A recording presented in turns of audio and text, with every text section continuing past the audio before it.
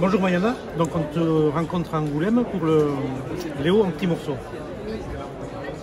Alors, on te connaît pour le dessin du mouvement slip. Et peux-tu nous expliquer comment tu as fait ta première BD en sur Mais en fait, j'ai eu envie de raconter cette histoire et depuis, c'était il y a 10 ans ou peut-être même plus, j'avais pas vraiment prévu de faire ma première BD, mon premier roman graphique là-dessus, mais c'est une histoire que j'avais toujours en tête et toujours envie de raconter. Comme je suis dessinatrice, petit à petit j'ai dessiné des pages, j'ai avancé dans mes recherches et tout ça en parallèle de mon travail, sans vraiment être sûre que j'aboutirais à un roman graphique avec la forme que j'imaginais. Et donc ça a pris beaucoup de temps et ça s'est fait vraiment petit à petit. Je dirais vraiment avec les années. J'ai fait des pages, je les ai refaites, j'ai écrit, réécrit. Et puis un jour j'ai fait lire et puis ça a failli se faire. Et finalement ça s'est pas fait parce que je privilégiais quand même mes séries en cours et puis plutôt jeunesse. Donc je me sentais plus légitime en jeunesse. Et puis voilà, avec les années ça s'est fait par un concours de circonstances. En plus j'avais présenté le dossier à un éditeur qui est devenu libraire, qui en a parlé à un libraire chez qui je dédicaçais, devant mes éditeurs de chez Dargaud. Et du coup je leur ai montré et puis petit à petit on a travaillé dessus et voilà. Donc tu racontes l'histoire de ta grand-mère dans ce livre. Et c'est que ta grand-mère t'a raconté elle-même. Oui, ma grand-mère, mais aussi d'autres personnages du livre m'ont raconté des anecdotes. En fait, c'est parti vraiment de petites anecdotes, de petites réflexions. À moi, quand j'étais jeune, c'était comme ci, c'était comme ça. Et j'ai posé des questions, donc d'abord à ma grand-mère, mais aussi à d'autres membres de la famille, ou des amis, ou des gens du village. Et ça s'est fait vraiment petit à petit. Ouais. Et ce livre, il a une particularité, c'est la construction du récit. Oui. Et quand tu as travaillé ça, parce que c'est pas évident en fait. Alors en fait au départ, je suis partie d'un événement que je raconte dans la BD, c'est que mon grand-père a trouvé une photo dans le grenier. Alors c'était pas forcément dans le grenier, mais moi je le raconte comme ça. Et il a déchiré cette photo en petits morceaux. Donc ça c'est ma grand-mère qui me l'a raconté. Et à partir de cette idée de morceaux de photo, j'avais décidé de construire le récit autour de chaque petit morceau de la photo. C'est comme ça que j'ai commencé à travailler. Et donc je me suis retrouvée avec des petits morceaux de récit. Et petit à petit, j'ai fait évoluer le scénario vers une construction comme ça, déchirée en petits morceaux, d'où le titre. Mais que quand on a lu tout l'album, on arrive tout seul à reconstituer quand même l'histoire dans son intégralité quasiment, à partir de petits morceaux. Et c'est parti de l'idée de la photo déchirée dont je parle dans le livre. Ton récit donc, se situe pendant la Seconde Guerre mondiale et il va se terminer dans les années 90, en 2000. Ouais. Ça fait quand même une bonne demi-siècle. C'est toi qui as choisi les parties à raconter? Oui, c'est moi qui ai tout fait, j'ai tout choisi. Je me suis fait aider au scénario par Wilfried Lupano, parce que je travaille avec lui aussi sur le loup en slip et qu'il avait un regard très... il m'a beaucoup aidé en fait sur la construction et aussi l'écriture des dialogues. Mais c'était il y a plusieurs années en fait. Avec le temps, après, j'ai remodifié des choses pour que ça soit vraiment cohérent, qu'on puisse se comprendre. En fait, ce qui m'intéressait, c'était au départ de faire un récit plutôt familial pour garder une trace de cette mémoire familiale. Et avec le temps, je vais transformer ça en récit qui peut intéresser tout le monde, quoi. J'ai retravaillé en ce sens en fait. C'est ce panel d'années et de morceaux d'époque en fait. Et tu as... Donc, ta famille a dû lire le livre. Oui. Qu'est-ce qu'ils en pensent?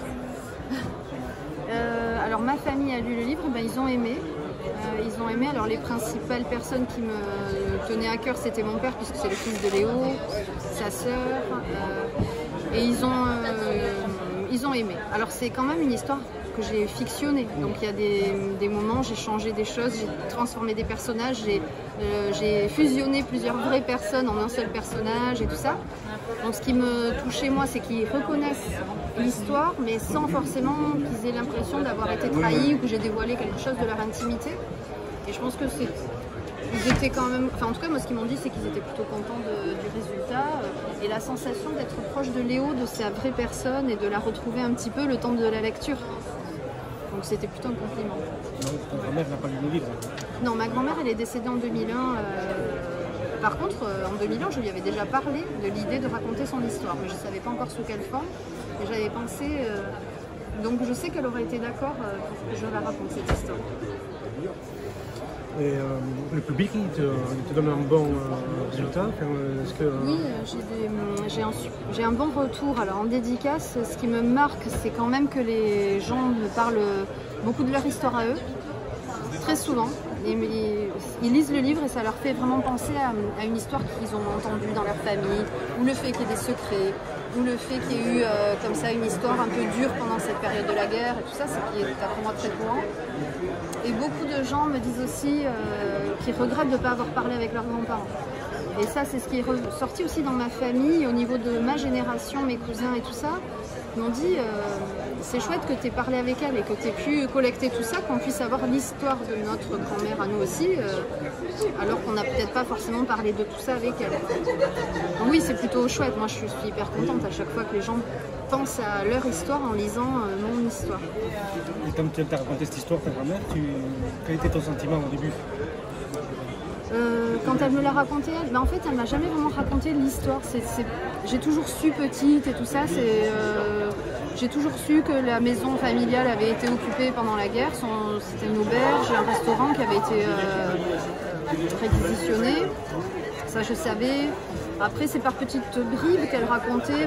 Tiens, nous aussi, quand on était jeunes, on allait au bal. Et alors, c'est là-bas que j'avais rencontré voilà, un jeune homme. Alors, on savait que c'était un jeune homme, puis après un petit peu plus. Et puis après qu'il avait 16 ans. Et après, par petites touches comme ça. Et les autres personnages qui sont aussi dans la BD, comme Pampi ou Carmen, que j'ai mélangé avec deux personnes, bon, c'est des gens qui ont raconté aussi cette époque et qui m'ont apporté des petites informations comme ça. Avant même que j'ai envie de raconter l'histoire, moi je m'intéressais à ce qu'elle avait vécu. Je lui disais, mais comment tu faisais pour aller au bal pendant la guerre? Je comprends pas, ils étaient où les bals? Je voyais pas. Alors elle nous racontait, on allait là, on partait en vélo, mais on revenait, il faisait presque nuit. Bon voilà, on essayait par tous les moyens de s'amuser, tout ça, donc je visualisais un peu mieux ce qu'elle avait pu vivre. Et puis après est venue l'histoire qu'elle avait caché quelqu'un. Je n'arrivais pas à comprendre pourquoi elle avait caché quelqu'un, puis elle me racontait que oui, qu'elle avait aidé telle copine à cacher quelqu'un qui voulait fuir, tout ça. Bon. C'est par petites bribes, mais elle m'a jamais vraiment, on ne s'est pas assise pour raconter l'histoire. Après, quand on lit ce livre, donc on a l'impression que c'est fait du bien, c'est une histoire de famille, ça, mais tu arrives quand même à mettre des touches dramatiques. Il y a eu à la Libération, sa copine Carmen qui a été embarquée par les Allemands. Et ça touche plus que... Oui, parce qu'en fait, moi, c'est ce qui me marquait aussi. C'est vraiment très, à la base, très personnel, presque égoïste. En fait, moi, quand j'avais 16 ou 17 ans, j'avais du mal à imaginer qu'on puisse avoir à la fois une histoire d'amour aussi forte, à la fois devoir se cacher, ce qui paraissait dingue, à la fois avoir des amis.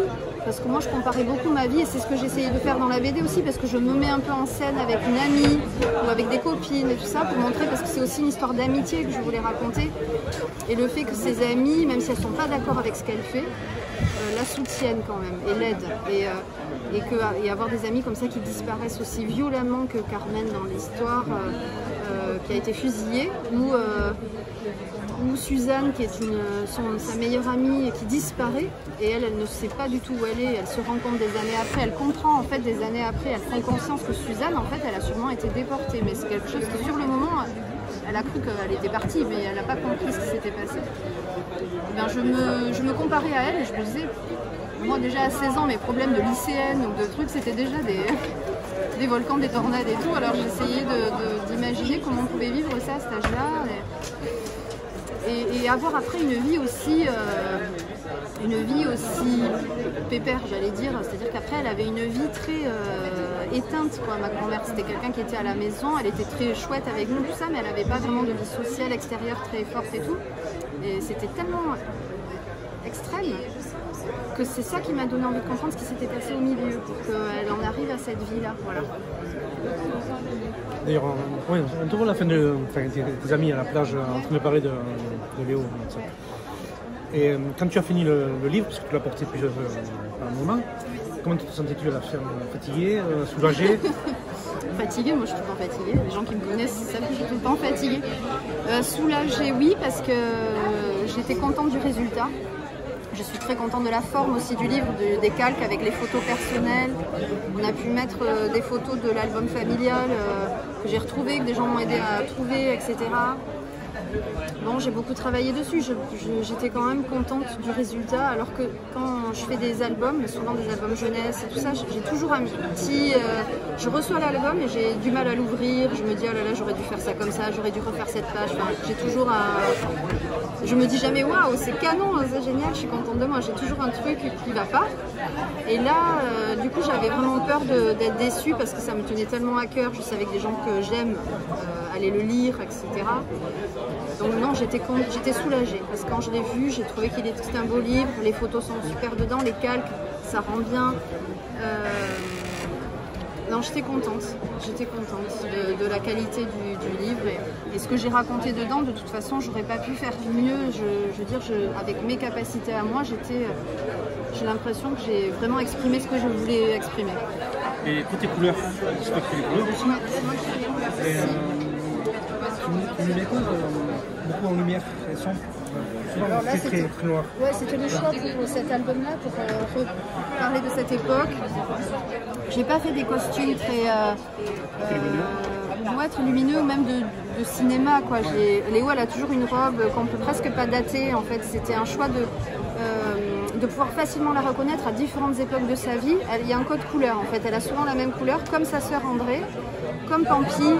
Du coup, je suis partie sur des couleurs assez neutres, mais que j'aime aussi. C'est ma palette, en fait. C'est mes couleurs habituelles, mais légèrement plus affadies par rapport au long slip, ou tout ce qui est jeunesse, où ça pète un peu plus.